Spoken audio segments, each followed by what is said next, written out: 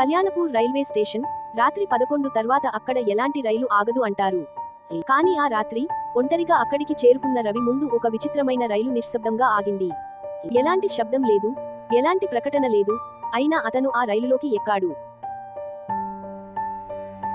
లోపల ఉన్న ప్రయాణికులు అందరూ నిశ్శబ్దంగా కూర్చుని ముందే చూస్తూ ఉన్నారు.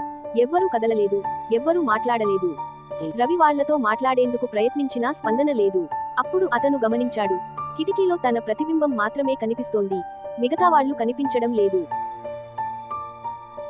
ఒక్కసారిగా ఎర్ర చీరలో ఒక మహిళ అతని వైపు నెమ్మదిగా నడుస్తూ వచ్చింది. టికెట్ చూపించు అని అడిగింది. రవి టికెట్ ఇచ్చిన వెంటనే ఆమె నవ్వింది.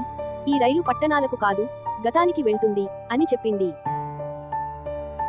వెంటనే రవి కళ్ళ ముందే ఒక భయంకరమైన ప్రమాదం కనిపించింది.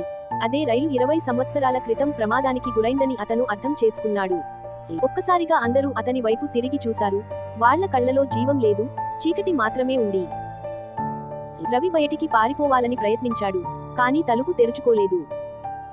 ఆ రైలు చీకటిలోకి దూసుకుపోయింది. మరుసటి ఉదయం ట్రాక్ పక్కన రవి బతికే ఉన్నాడు, కానీ అతను మారిపోయాడు. ఇప్పుడు ప్రతి రాత్రి 11 గంటలకు అతను అదే స్టేషన్ వద్ద నిలబడి ఆ రైలును ఎదురు చూస్తున్నాడు, మళ్లీ ఎక్కేందుకు.